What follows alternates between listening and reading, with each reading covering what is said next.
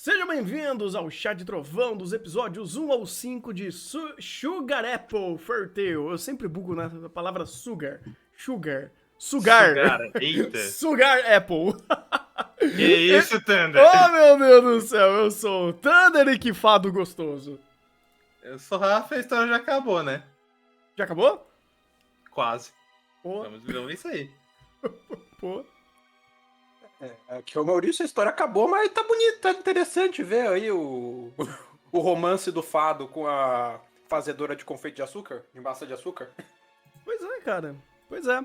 O que dizer de uma obra que começou, né, quando a gente viu o trailer, né, viu a estética, falou, opa, isso daqui parece bonito, isso daqui parece interessante. Chega o primeiro episódio e dá uma aula de falar sobre temáticas complicadas e fez mais uma vez tá tendo o Yusha chorar. Pô, cara, eu fiquei muito feliz, muito feliz. Tipo, aqui temos temáticas sendo bem conversadas, temos personagens muito carismáticos, temos uma produção que tá funcionando muito bem. É Jace Staff, funcionando. Fala, pô, cara, que bom, me sinto muito feliz nessa historinha aqui de fadinhas, de confeitos de açúcar e loiro filha da puta tentando acabar com a alegria da protagonista. Cara, tem muita coisa positiva, muito divertida e é uma história que aparentemente tá funcionando muito bem no começo. Na metade, você quer dizer, né? Porque, tipo, Já chegamos na metade, essencialmente. ou já terminou, eu não sei, é porque, tipo, eu não consegui ir atrás muito a fundo, mas eu descobri que Sugar Apple veio de uma light novel de 2 volumes.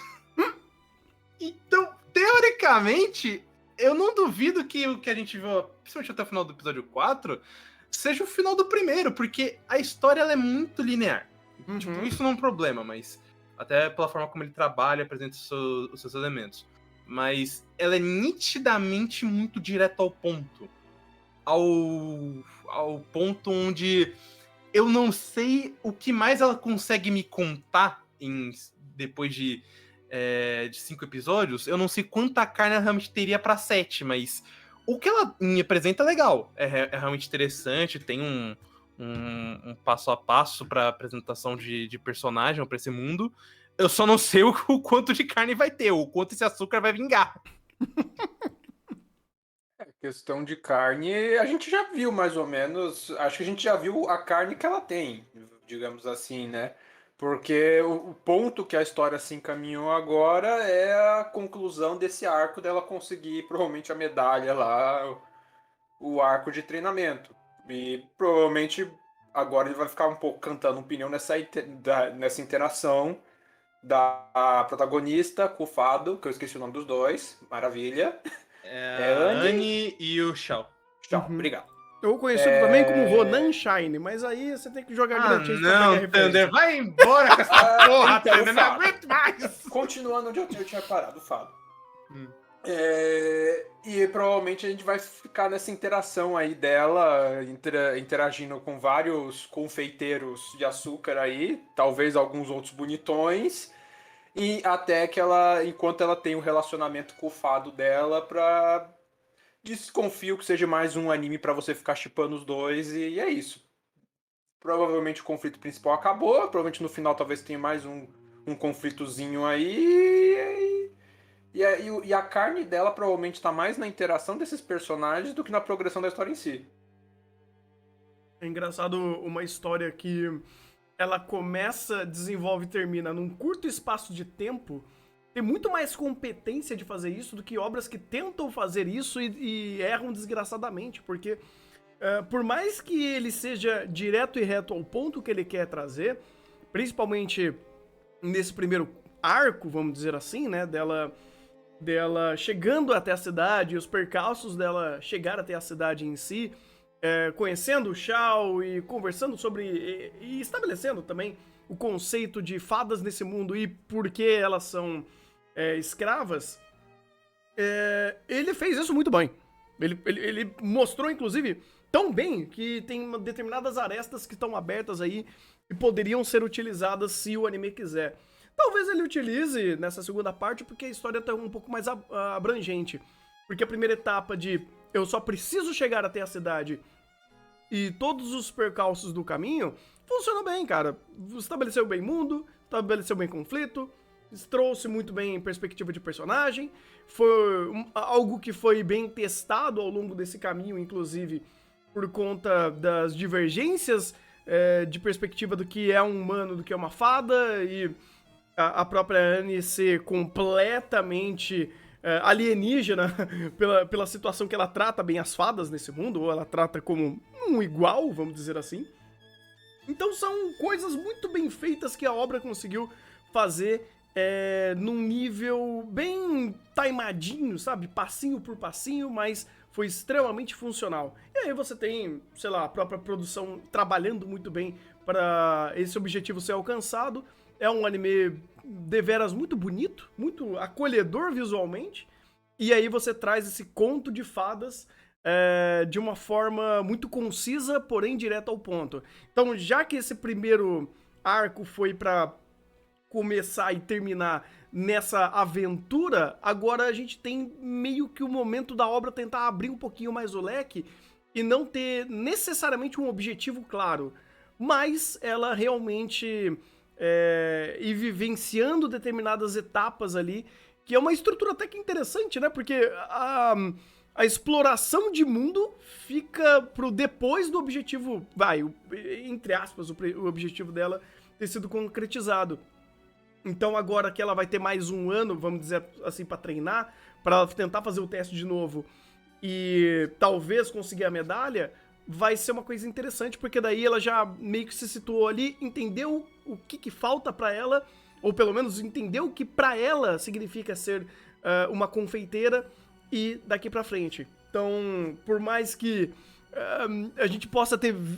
Normalmente a gente veria isso no meio da jornada pra chegar na conclusão, ele meio que faz o oposto. Ele conclui primeiro uma etapa e fala, olha, isso daqui não tá feito ainda, o seu objetivo de chegar na cidade você cumpriu, mas ainda você não ganhou a medalha, você não se tornou uma confeiteira condecorada, então agora você vai atrás disso.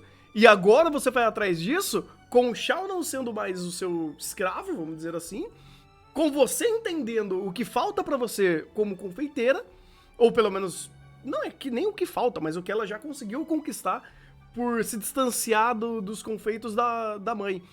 E agora é um momento de experimentação da própria vivência, um slice of life ali, em essência. Eu achei bem interessante, cara, esse formato não é muito convencional, eu diria. É que daí a gente entra numa questão que me deixa muito curioso, que é como que essas vivências vão se respaldar, não apenas no crescimento da Anne, mas para essa história em si, porque, querendo ou não, essa história ainda é 2 volumes fechadinhos. Uhum. Ou seja, ela deve ter alguma forma que concatena tudo isso aqui num único ponto, além do crescimento dessa personagem. Eu não falo nem, tipo, sei lá, todos vão estar reunidos quando a Anne for ter o seu momento com a mãe. Não é isso, mas que eles vão ter algum momento mais importante, seja envolvendo esse negócio de açúcar, seja envolvendo alguma tarefa relacionada ao reino, ou talvez relacionada às fadas, não sei. Alguma coisa que faça valer esses personagens aqui, porque até no próprio episódio 5, apesar do personagem do Cat, ele ser um tutor até que divertido pra Anne, ele meio que já foi. Já acabou a participação dele aqui. Então eu me pergunto honestamente se realmente vai ser só isso. Se vai acabar de uma forma tão seca assim, ou se a gente não vai ter mais alguma coisa pra concluir essa jornada. Então, eu acho que vai ser mais ou menos isso mesmo, cara, porque determinados personagens eu acho que só vão ser meio que episódicos, ou pelo menos de pequenos arquinhos ali no meio, pra deixar algo com a protagonista e seguir em frente. Porque ele talvez tenha sido o primeiro personagem que fez isso. Trouxe algo e saiu. Tirando, o próprio Jonas, que trouxe conflito e foi embora, ou foi escroto por uma boa parte desse primeiro ato, vamos dizer assim, né? Agora, eu não sei se é um problema ou se é tão ruim o fato dele tá meio que solto agora, porque é literalmente a vivência desses momentos pra ela é o momento de explorar esse mundo e meio que talvez limite um pouco, eu até não sabia que era só 2 volumes, o ponto de, poxa, essa história parece ter muito mais leque pra ser aberto do que ela tá abrindo, né? Porque o mundo é interessante, os personagens são interessantes, ele sabe trabalhar isso e ele poderia dar muito mais respaldo a situações desse mundo pra criar mais causa e consequência, criar mais lore em cima desse mundo interessante, colocar ela em conflitos que realmente criam um emaranhamento de eventos ali, onde ele pode crescer narrativamente e criar essa causa e consequência maior. Mas não parece que ele vai querer fazer isso por enquanto. Ou se vai dar tempo de fazer isso. Mas esse é o ponto. Não tá ruim agora. É isso que me preocupa. Tipo, porque normalmente, não era o intuito da história, mas um bom exemplo de história que terminou o que tinha pra fazer e simplesmente afundou depois por esticar demais é Horimiya. O que eu me pergunto não está no nível de Horimiya, graças a Deus, já é um bom caminho, mas eu quero saber o que isso está querendo indicar, o que a gente vai receber por todo esse crescimento dessa personagem, esse Slice of Life, ou essa apresentação de mundo, ou se vai ser realmente só a vivência pela vivência, ou trouxeram outro exemplo aqui também, o próprio Otome Game, que depois de desviar das flags de destruição, descobrimos magicamente que tinha mais 40. Então, vira várzea. Aí vocês me bateram, aí eu preciso trucar aqui, cara, porque é o seguinte, com Horimiya e a Bacarina, eu concordo plenamente, né, cantou pneu na areia, fez besteira, terminou. Sugar Apple não terminou. Não concluiu. Mas é isso que eu tô falando. Entre aspas, na real, ele, como a própria Anne fala, ela concluiu o momento, mas a história não. Então tem ainda coisa a se fazer. Eu só quero saber, isso realmente vai ser apenas uma passagem na vida dela ou vai ter um crescimento maior?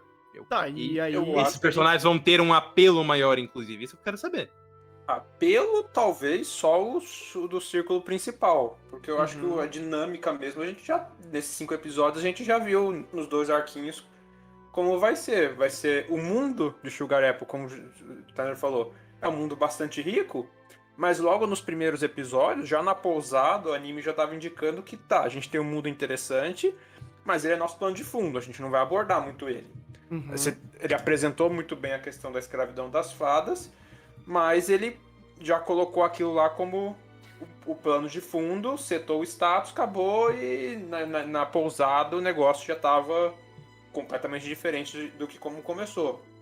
Assim como do primeiro pro segundo arco, ele já foi mostrando meio que a dinâmica que ele vai ter. Vai ser um pouco do desenvolvimento da Anne e um pouco da interação dos dois. E meio que vai seguindo isso vamos dizer assim, na jornada dela até fechar o último ponto que está aberto, que é ela conseguir a medalha, fazer a escultura para a mãe e a escultura para o Shao. Provavelmente vai ser algo nesse sentido, né? A ou jornada... talvez cruzar os dois. É que eu pensei aqui, agora que você falou, talvez cruzar os dois, né? Porque Sim. Já que ela quer mostrar pra mãe como ela cresceu como escultora, fazer uma com as próprias técnicas dela pro Shao e apresentar pra mãe, meio que bate os dois. Sim, exatamente. E que vocês falam de anime, cara, vocês estavam dando uns exemplos, mas o que eu acho que a estrutura talvez mais seja parecida aqui dos que eu conheço com isso daqui, talvez seja parecendo Wolf, né? Invertendo o gênero dos personagens. Você tem uma história de um humano e um ser sobrenatural, que em determinado momento fazem uma promessa, e eles viajam aí pela estrada, pelas terras ali afora, encontrando histórias ao caminho, enquanto o relacionamento deles progride, até que o objetivo se cumpra. Essas histórias são episódicas, E talvez no final da história você tenha um fechamentozinho simbólico, mas o importante é um misto da jornada, progressão e interação. Pra mim, isso aqui tá muito mais cheirando a um Spice and Wolf. Não, talvez, no ponto que Spice and Wolf chegou, porque Spice and Wolf foi uma história muito mais longa, envolve muito mais coisa, etc, etc, etc. Mais do que um Otome Game, do que um Horimiya, assim. Tá me lembrando muito mais a dinâmica de um Spice and Wolf. Eu também tô nessa, cara. Até porque vamos combinar que o que importa aqui realmente é isso. É esse slice of life. É esses conflitos de perspectivas que eles trouxeram até então. Porque o fato dela virar uma confeiteira, isso daí já tá arrumando. O objetivo final da obra, eu imagino que não seja necessariamente a medalhinha, vai. A brincadeira de o verdadeiro Sugar Apple, os amigos que fizemos no caminho. Talvez aqui vale mais ou menos isso, porque a história tá sendo sobre essa jornada, tá sendo sobre os pontos de debate, de dissonância, de perspectivas que principalmente teve na primeira metade, ou no primeiro arco, vamos dizer assim. Porque o começo pô, preciso chegar em tal lugar, mas pra isso eu preciso de uma fada guerreira pra me proteger. Acho o Shaun e eu trato ele como um ser humano. Beleza, qual é a quantidade de problemas que isso são ocasionados por ela tá tratando uma fada que não foi, digamos assim, nesse mundo ela não tem outro papel que não seja esse, sabe? De ser um servo. E aí você tem essa situação dela tentando tirar essa servidão dele, ou pelo menos o ponto de escravidão que ele foi feito para ser, ou pelo menos que a humanidade colocou ele e todas as fadas nesse patamar. E como pra ele isso daí não faz sentido, é alienígena, ele poderia literalmente destroçar ela a qualquer momento. E aí quando você vê que essa progressão e essas conversas importam pra seguir a história, e ao longo dos episódios isso é muito colocado em evidência e é muito bem trabalhado, os diálogos funcionam e fluem bem nesses pontos de perspectivas distintas, eles respeitam muito isso. Isso daí literalmente é disso pra melhor, é disso pra evoluir dentro da dinâmica de roteiro e colocam conflitos externos e aí você consegue ir aumentando essa dinâmica. Porque chega num ponto, no episódio 5, ou no caso eles se resolveram no episódio 4, que essa conversa toda, essa progressão dos dois com o entendimento deles e até ela libertá-lo de fato, e ele querer continuar com ela por empatia, isso daí foi uma boa resolução de um pequeno momento da obra, de um pequeno conflito. Agora, a dinâmica pô, estamos juntos, agora a gente vai vivenciar conflitos que estão externados a esse mundo ou que esteja conectado à minha vontade de se tornar confeiteira. Então, a obra não deixou de mudar muito o rumo que ela estava tomando da experimentação da situação, e ela só tá abrindo um pouco mais esses episódios episódicos. Ou, bem, a gente não tem nem muito episódio ainda pra falar sobre essa segunda forma que vai rodar a partir do episódio 5. Mas se continuar assim, cara, pra mim tá tranquilo, pra mim tá ótimo, porque tá literalmente seguindo naquilo que ele é bom. Em fazer pequenos momentos mundanos desses personagens que funcionam muito bem pra conceber a perspectiva deles, pra criar alguns conflitos episódicos que remetem ao próprio mundo, que faz essa evolução através dessas situações. Cara, se continuar assim, tá fantástico. Até porque, tipo, eu tô só nessa dúvida. Não é um medo ainda, até porque ele tá conseguindo se manter. Uhum. É só realmente a dúvida, porque diferente, inclusive, de Horimiya e de Otome Game. Nossa, esses exemplos estão me matando. Mas, entendeu? Eu sou especialista em exemplo, filho da puta. Você sempre esquece disso. Até porque eu vejo muito anime ruim. Mas o principal ponto pra mim é que ele tem um foco. Então, tipo, vai ser sobre o crescimento da Anne? Vai, mas esse crescimento é constante. Ela tá sendo uma personagem muito ativa desde o início do arco dela, inclusive, até no episódio do Cat, ela realmente teve muito valor muita presença durante a história. Então, se ela se manter assim, eu não vejo como isso um problema. É que eu realmente me pergunto qual vai ser o rumo de Sugar Apple agora que não só o arco principal já acabou, entre aspas, como a história é curta. Então, o que vai nos esperar por esses 7 episódios aí, quando a gente tá gravando esse vídeo, eu não sei. Mas eu tô muito curioso. Eu tô confortável. Eu, sinceramente, não é nem zicando. Oh, meu Deus. Memes à parte. Tudo que ele me mostrou nesses 5 episódios foram muito consistentes, cara. Principalmente logo no começo do primeiro episódio que ele fala: pô, eu vou conversar de uma temática complicada que é a escravidão. E o jeito que ele faz, cara, você tem que saber fazer. Não tem outra, cara. Ele literalmente, poxa, como que a gente vai estabelecer isso? A Annie vai precisar, de fato, de uma fada pra proteger ela de um lugar perigoso, né, de uma jornada perigosa, e a única forma dela fazer isso é com fadas.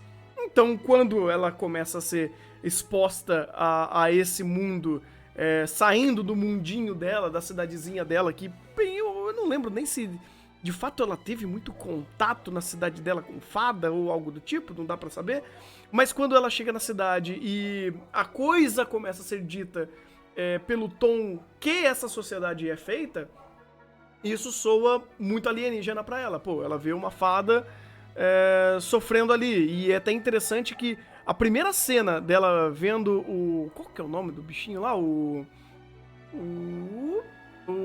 Mithril. Quando o Mithril tá sendo atacado e toda a situação acontece, aquele cara do mal e não sei o quê. É muito interessante como tem alguns detalhes que citam muito bem a situação. Todo mundo tá vendo, literalmente, o cara que trabalha como caçador de fada. Ele tá literalmente batendo na, entre aspas, mercadoria dele. Todo mundo da cidade, pô, não vai fazer nada. Não vamos meter no trampo do cara, o cara é meio assustador. A Annie se mete no meio, o cara vira-se contra ela e todo mundo da cidade fala: opa, pera aí, com fada tudo bem, mas com a garota, tu não vai fazer nada não, irmão. Ó, se segura aí. E aí você vê que... Não, é que... pra terminar, eu quero dar um a mais nisso. Terminei. E aí você vê toda a situação sendo feita dela se metendo na ação de algo que não tem nada a ver com ela. E aí você vê a população, opa, peraí, você não vai bater na garota que não tem nada a ver com o assunto, né? Você tá sendo meio escroto, mas aí você tá passando dos limites. E aí, logo em seguida, aí já é, de fato, ela andando no meio da cidade pra vendo como o fato das fadas serem usadas como escravas é extremamente normativo. E a única pessoa que se incomoda, a única pessoa que vê isso de uma forma diferente é ela. Tanto que depois vem a conversa com o Shao, conversa com o cara que vendeu o Shao. Então, você sempre tem isso muito bem estabelecida. Essa é a regra, não vamos quebrar a regra não é passada de maneira maniqueísta, é só mostrando quão alienígena essa personagem é numa situação que ninguém pensa da forma que ela pensa. Ninguém tá, oh meu Deus, criando empatia com as fadas. Não, fada aqui é como, sei lá, os dinossauros em Flintstone. Ninguém se preocupa com o dinossauro lavando louça. Esse é um ponto que o que ele faz é deixar realmente claro o elemento da normalidade. Porque não é só porque é normal que isso de fato é aceitável ou grandioso. Eu acho que nesse ponto, inclusive, Sugar Apple é muito efetivo e inteligente pra apresentar isso. Porque, tipo, o que ele faz? Bota a cena do caçador batendo no escravo. O pessoal que tá olhando, não é que eles estão se divertindo ou eles estão com pena do escravo. Não, eles estão olhando isso, mas eles estão com medo do cara. Então, tipo, mas não é porque simplesmente, a fada tem que se foder, que aqui W tinha que ser fada.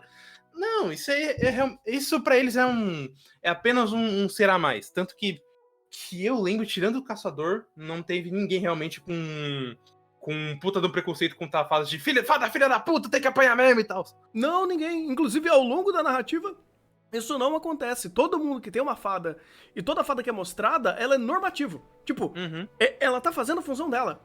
Independente de um valor agregado a isso. E é por isso. É uma condição que elas sofrem. Sim, mas a gente sabe que é sofrível. A gente, inclusive pelo próprio Shao. A gente não precisa que a série trate isso de uma forma mais expositiva, até mais caricata, para que a gente entenda isso. Tanto que quando eles dão a volta e fazem com que a população reaja, quando o cara quer, digamos assim, sair do seu direito como caçador pra atacar a Annie, aí a série ganhou ponto comigo. Porque deu pra ver, ó, a gente normaliza, a gente entende, beleza. Mas querer sair dos seus limites como um caçador já é demais. Não precisa atacar ser humano. Ou não só ser humano, né? Mas gente que não tem nada a ver com isso. A partir do momento que ele quis atacar a Annie, ele perdeu completamente o profissionalismo, a razão dele naquele momento. É que o ponto de empatia em relação às fadas já fica estabelecido com relação ao comportamento da Annie perante as próprias fadas. Ele não precisa do maniqueísmo a todo tempo. Olha como os humanos são maus! Fada boa e fada morta! No máximo, se ele quisesse trabalhar isso, mas o que ele faz é uma coisa muito mais natural, sabe? Ele não precisa fazer uma crítica grandiosa à escravidão e como o senhor de Gema maligno. Não, ele faz de uma forma muito mais sóbria, sabe? Porque, de novo, a Sugar Apple não quer falar sobre o mundo dele. Sugar Apple quer ser o slice of life da interação e da progressão desses dois personagens. Ele estabeleceu o mundo, ele estabeleceu essa dinâmica das fadas, para depois embasar conflitos futuros. Então você tem a fada lá do loiro babaca, que você entende um pouco do comportamento dela. Você tem o contraste com a fada do Cat, sei lá como pronuncia o nome dele. É Cat. Cat. Cat. Isso. Que você tem um oposto ali, uma fada já mais velha lá, com relação ao comportamento dele. Você sabe que a posição das fadas é uma posição muito ruim. Você vê pelo Shawn, você vê pelo Mithril. E o seu ponto de empatia está em relação à protagonista. Então ele já seta tudo isso, já seta esse status básicos do mundo para possíveis conflitos. Mas como o seu ponto de vista está com a protagonista, ele não precisa ficar te reforçando essa antipatia a todo momento. Até porque essa situação das fadas é normalizada. Ela é o ponto fora da curva. O anime te seta que ela é o ponto fora da curva desde o começo. E beleza, se ela é o ponto fora da curva e todo mundo trata a fada que nem objeto, literalmente tá todo mundo tratando a fada que nem objeto e é só ela que tá lidando com isso. Ponto. E a história segue nesse ritmo. Não precisa de maniqueísmo. Perfeito. O que é interessante, inclusive, é como isso é trabalhado melhor, não necessariamente pela construção de mundo, mas é como isso é análogo aos personagens. Porque você pega, por exemplo, quem coloca um monte de pedrada na frente dela quanto a essa temática é o próprio Shawn. Quando fala pra ela, beleza, você quer me tratar como igual? Mas você não sabe o que você tá fazendo, minha filha. Tipo, você ainda sou o seu escravo e você vai ter que me tratar como tal, porque isso é o normativo. Se você quer realmente mostrar que você é diferente, você vai ter que quebrar essa normatividade. Inclusive, é muito interessante como ele vai fazendo isso. Toda hora que ela quer ser legal com ele, quer ser amena com ele, ele fala, não vou cair no seu joguinho. Tanto que fica zoando ela e coisa do tipo. É um momento dela vivendo um pouco de Lena de 8-6, um pouco de Kudelia de Iron Blood de Orphan, sabe? Pô, quero te tratar como igual, mas eu não faço a menor ideia como faz isso. Quero te tratar como igual, mas eu tô mantendo o selo de escravidão aqui só por precaução. Pois é. E tanto é que quando ela devolve a asa pro Shawn, o Shawn fala, eu sei que você não é um humano babaca, beleza, vou ficar contigo. E daí a relação deles passa pra uma coisa mais próxima de amizade, ao ponto que a relação deles deixa de ser senhor de engenho e escravo. Porque o Shawn tava falando, a relação aqui é mestre-escravo, Por quê? Porque eu sou seu escravo, caralho. Você tá com a minha asa. Até porque todos esses 4 episódios, inclusive, são feitos justamente pra construir, principalmente os 3 primeiros, são pra construir essa relação de compreensão do Shawn sobre a Annie. Então, tem todo um momento que, inclusive, eu adoro as frases do Shawn, porque elas são muito sóbrias e muito secas, então dão até mais impacto do que se fosse realmente um grito de vocês humanos distraem nós, ou você não sabe de nada. Tipo, o simples fato dele comentar que você ainda tá com a minha asa, então eu não posso confiar em você, tem muito mais peso. E é todo esse processo de que ela não usa a asa. Mesmo, inclusive, no momento que o filho da puta corno arrombado do Jonas rouba o açúcar da Annie e a escultura dela.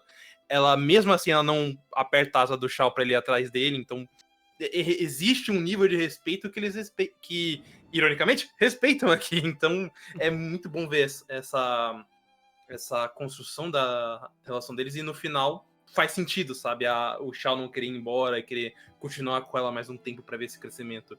Porque a gente sabe que o elemento da escultura que ele fez a Annie prometer fazer pra ele é uma grande desculpa. Ele quer conhecê-la melhor. E isso nesse sentido, tá fluindo muito bem. Uhum. É muito bom, cara, ver isso acontecendo, porque o fato dela entregar a asa dele de volta é um momento simbólico, porque a gente teve literalmente 4 episódios de preparação pra isso. Sabe, a conversa foi dada no primeiro minuto. Beleza, você quer me tratar como igual, mas trata com a minha asa. E aí, como que faz? Ela só vai entregar a asa pra ele e ele vai embora? Ele ia fazer isso. Ele podia, inclusive, ir embora quando ele quisesse. Então, meio que ele só foi dando corda. Ah, beleza. Então, vamos lá. Já que estamos aqui, não tenho muito o que fazer mesmo. Beleza. E essa corda que ele foi dando, que foi literalmente gerando essas interações. Tem o lance dela entendendo sobre comida, dela tentando entender melhor a perspectiva dele, ela até comendo umas bolas, tentando tocar na asa dele, e ele falando, pô, você já tem uma, né? Pra que você vai tocar na outra? É uns momentos meio fortes. Mas é legal que isso daí vai tendo um passo a passo muito interessante, e os outros contrastes à situação de uma fada nesse mundo já são muito bem estabelecidos pra gente conseguir ter essa distância e ela conseguir até criar essa interação com outras fadas que já estão ali nessa servidão, assim como a fada do arrombado do Jonas, assim como o Mithril que foi embora, mas voltou pra tentar cumprir seria... Foi embora, mas não foi. Isso, tipo... O Mithril é a fada Tsundere. Ai, você duvidou de mim, tô com raiva, vou te atazanar. Vou ficar na tua cama te atazanando. Coincidentemente, a carroça foi sequestrada e ele foi junto. Ponto. Pois é, então assim, você tem um monte de experimentações que vai criando essas situações e a conversa vai se amadurecendo, vai se respaldando por conta disso. E ele dar tempo ao tempo foi ótimo, cara. Por mais que tenham sido 4 episódios, mas foram 4 episódios muito eficientes pra estabelecer conflito, pra estabelecer relação da ótica da situação, até a Annie amadurecer bastante no meio desse processo, ver como as fadas funcionam. Então esse primeiro arco muito, muito rico, muito eficiente em fazer toda essa experimentação de situações e elaborar muito bem o que são fadas, quais são os poderes delas, quais são as funções aqui. Cara, mandaram muito bem mesmo, e um trabalho muito bom de personagem, inclusive, pra amadurecer esses personagens da forma consistente, de uma forma séria, de uma forma que faz sentido, sabe? A história é bem madura no que ela tá estabelecendo. E também pra criar um grandíssimo filho da puta do Jonas. Mano, como que eu odeio esse cara?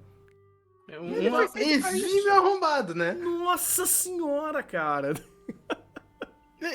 O pior é que quando ele apresentou, ela é o gado chato, mas ele tem um amor verdadeiro pela Annie, tá ajudando ela. Mas quando dá a chavinha do 3º episódio, meu amigo... Nossa, como... Isso foi bom, hein? Realmente, pra fazer essa chave, fazer já o personagem com uma única virada, não é que é difícil, mas do jeito que foi com ele, você tem que se esforçar. Foi eficiente. Parabéns. Ele é um personagem desprezível. Num bom sentido, porque ele é bem feito nisso. Sim. Não, e é engraçado que meio que constrói um pouco disso, a possessividade dele, a falta dele não ouvir os outros, a idealização que ele tem da Annie e tudo mais. Deve ser muito incisivo de, não, você tem que ser em minha, e se não quiser, então eu vou te roubar e destruir sua vida. Ele vai tocando, ele força o roubo do açúcar como teste final, e a hora que ele vê, não, ela realmente não vai descer e ficar me idolatrando pro resto da vida. Ah, então, bora matar essa vagabunda. Uhum. Ele foi um bom antagonista, cara. Ele fez Foi bem vilão, o papel. quase. Ele foi um antagonista barra vilão, porque ele colocou ela numa situação complicada. Tipo, literalmente, não, vou te deixar pros lobos aqui. Você fala, caralho. Se não fosse o chão, ela tava morta. Tava morta. Ela tava morta, ele roubou o confeito dela. Se ela não fosse até o teste lá, o evento pra entregar o confeito, ele tinha ganhado. Então você fala, caraca, você tinha um plano na mão. Você executou bem esse seu miserável. E ele conseguiu, né, ir limiando isso daí até chegar a esse ponto de virada e se tornar um bom personagem filho da puta, cara. Pô, legal, parabéns pra você. Eu te odeio, mas por seu mérito. E ao mesmo tempo que ele seta isso como um ponto, é o ponto até de virada da Anne nesse processo, que é vamos dizer assim, o trauma dela, processo de aceitação e depois evolução para superar o seu antigo eu, né? Tanto é que ela perde a competição por causa disso, porque ela se supera seus limites e fica melhor do que o anterior. É o momento que também o próprio Shaun, ele se coloca já como começa a mostrar mais o seu ponto de querer interagir com a Anne, querer ficar ao lado dela, quando literalmente ele desobedece às ordens dela para proteger ela. Porque se ele realmente quisesse fugir e pegar a asa, ela não ordenou ele proteger ela. Ela ordenou ele seguir ele. Ela podia simplesmente deixar os lobos fazer o serviço e ele pegar a asa de volta e ir embora.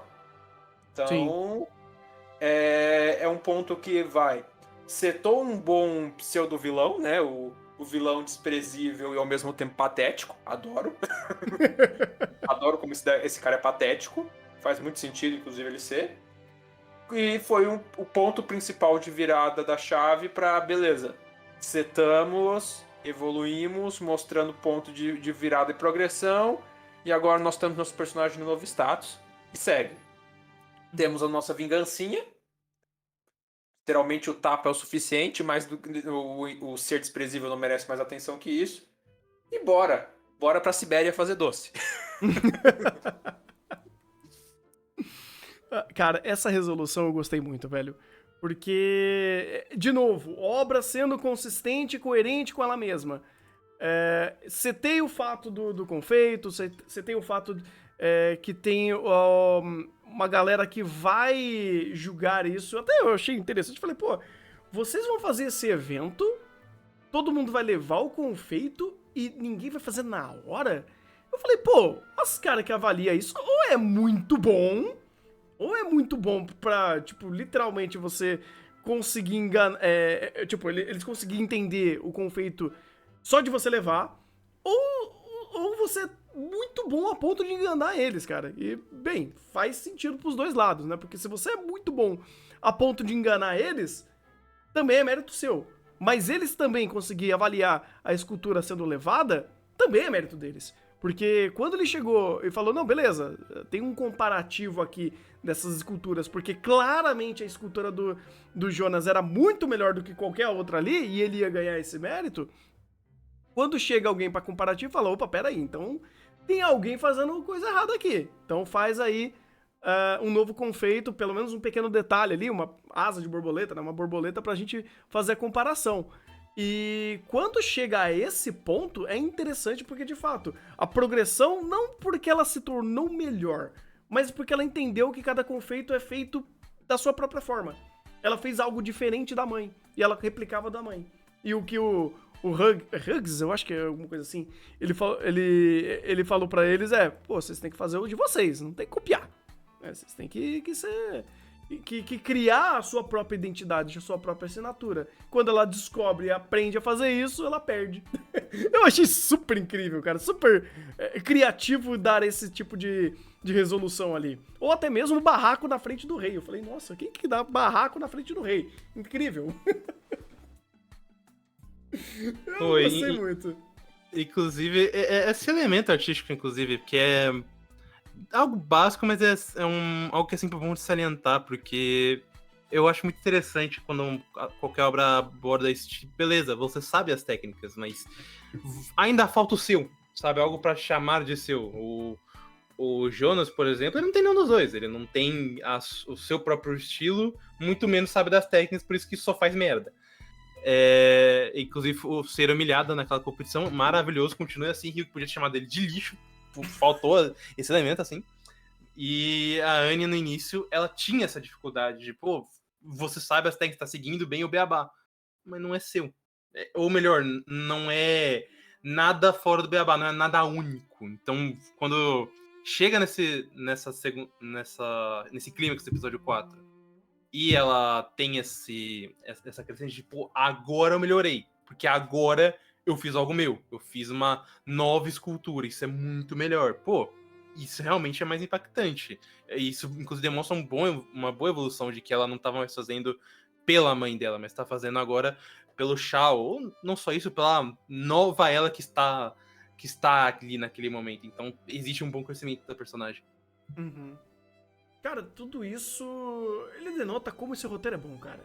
O Sugar Apple tem um roteiro bacana, velho. Tem um roteiro redondinho, é bem escrito, é bem setado, consegue fazer dinâmicas até bem interessantes e ser muito consciente nisso. Porque, por exemplo, quando ela dá o tapa no Jonas, é literalmente isso. Tu não merece nem mais meu tempo do que isso. Tipo, esse tapa pra encerrar e vai a merda. Vai pro quinto dos infernos. E essa jornada toda, esse primeiro momento... Eu vou ter que discordar. Por quê? Porque Você queria mais violência. Eu sei. É claro, porque vamos combinar. Não, por ela, beleza, mas seria tão bom se o Shao tivesse entrado só pra dar uma voadora. Só uma voadora na cara do Jonas já estaria tão gostoso.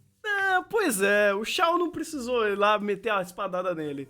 Ia ser legal, eu gostaria, eu ficaria feliz. Porém, entretanto, todavia, o roteiro fez o dele. A gente ainda tem mais 7 episódios. O cara aparece na opening. Então vai que a gente tem oportunidade de novo. Aí, né? Ainda tem 7 episódios aí, vamos ver. Vamos esperar o que esse anime quer contar. Uhum. Pois é, será que a carroça dele, sei lá, quebra uma roda, ele perde ali o percurso, capota, pega fogo? Seria legal. Cai de frente pra uma matilha de lobo. Pô, ia ser bom. Ou aparece mendigando na rua, ou então aparece na próxima competição com alguma coisa aí, tenta alguma gracinha, e daí o Shao intervém, porque agora ele tá mais um pouquinho mais... Ele tá ficando mais próximo da Annie. Uhum. Muitas coisas ali, principalmente pra um cara que se provou trouxa na frente do próprio rei, né? Então... Os dois discutindo na frente do rei é fantástico, cara. Você ser o trouxa na frente do rei, ali... É aquela coisa, o Rafa falou, são 2 volumes, ele obviamente não vai expandir muitas coisas, não vai querer discorrer consequência de mundo, de personagem secundário e tudo mais. A história provavelmente vai ser bem sintética, bem no ponto que ela quer. Mas é aquela coisa, né?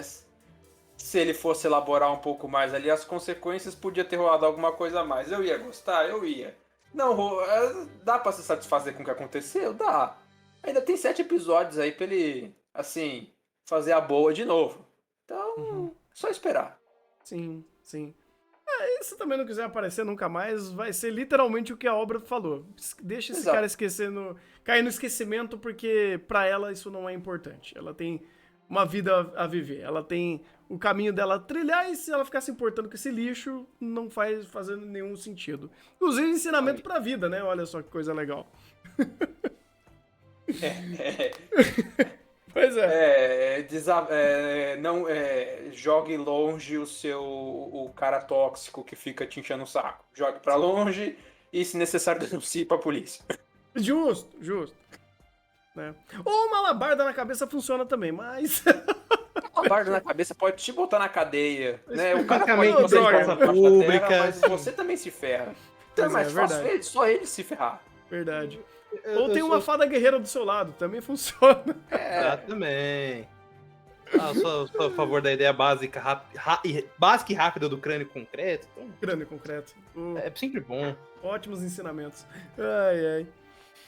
Pô, cara, de uma forma geral, eu tô amando esse anime. Simples assim, eu tô amando, extremamente carismático, é extremamente imersivo, cada episódio é assistir ele com um sorriso de orelha a orelha, eu tô amando esse anime, cara. Eu vou sentir saudade quando terminar, pô. Vai ser doído. Vai, mas. Pô, inclusive, felizmente, né? Animes bons dessa temporada que a gente se mantém falando, e que a gente não vai falar semanalmente, mas entregam coisas boas. Tem ele, Buddy Daddies, inclusive os dois saem numa sexta. Sexta-feira é um bom dia, pelo visto. Olha só. Pois é, cara. Pois é, eu tô realmente muito feliz. Quero que ele continue sendo incrível. Uma produção muito, muito assertiva, inclusive. Pô, em aspecto técnico ele tá mandando bem. Gosto como ele utiliza bem as cores dele, como ele faz os filtros de fundo pra parecer sempre um livro de fantasia. Ele sabe acertar isso muito bem. O character design é lindo também. Nossa, cara, disso o Steph tá entregando, cara. Tá entregando. O CG continua bizonho, mas eu acho que ele não afunda tanto assim quanto realmente poderia. Porque, de fato, os cenários são muito bonitos, o character design é até ironicamente, da mesma de Horimiya, e ela desenha pra caralho, cara. Nossa, os designs são lindos, muito limpos. Dá pra mover bastante eles e, ó, belos. Coisa simplesmente bela. Pois é, cara. 3D também aparece só pontualmente, não mexe tanto e, querendo ou não, pode ser bizonho, mas ajuda a dar o ar que eles querem de deslumbrância dos doces da vida e... Pior que não é nem nos doces. Nos doces eu acho que fica bem decente. Eu acho que, por exemplo, quando tá nos cavalos. Pô, Os mas cavalos. de repente os take na carruagem, não precisa. Mas cavalo em anime é aquela coisa, né? Você não repara. Aparece cavalo em anime, eu já desligo meu cérebro. Eu não olho. Não, mas aí também tem um detalhe. Dos cavalos em CG horrorosos que eu já vi, ele ainda tá melhor que Gunjoe no Fanfare. Então não estamos no fundo do poço. Cara, eu quero propor uma coisa. Criem um estúdio terceirizado, alguém, né? Sei lá, cria um estúdio de 3D só pra fazer cavalo e vende pros animes. Você vai virar milionário. Você Vai ficar ser... milionário, cara, porque a quantidade de anime que aparece carroça e cavalo e todos eles são horríveis.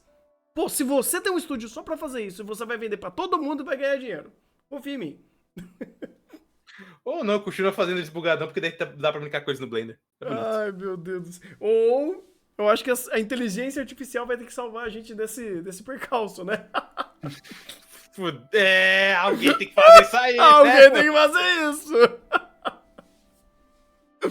Ai, caramba. Ou eu tenho uma terceira solução aqui. Chamar a galera de Arifureta pra fazer os seus cavalos nos animes, cara. Pô, aí funciona. Aí funciona. Ai. Mas bem, cara. Alguma coisa mais falar de Sugar Apple? Para de querer sugar as coisas tanto, pelo Meu amor de Deus, Deus. tá difícil. A vontade Maçã de sugar tá açúcar, enorme. gente. Na dúvida, fala em português. Maçã de Isso. açúcar. Ou açúcar de maçã, na verdade. Né? É que eu não tenho problema de trocar o sugar por sugar. Acontece. Só um pequeno deslize de cloisticífico aqui. Claro. Funciona. Você não tá no anime dos Boy Magia com o Cloyster pra falar isso. Pô, mas tem um boy magia bonito aqui. Pô, o Shao tá é um bonito. personagem de Genshin que deu certo, cara. Porque ele é bonito. Ele é bem detalhado. Pô, que personagem bonito, rapaz. Olha só. Personagem gostoso. É o Best Boy. Pô, Best Boy. Pô, esse ano temos um competidor muito forte, cara. O Shao pode levar essa, hein? Eu gostei. Ai. É isso, então. É isso. Ai, meu Deus do céu.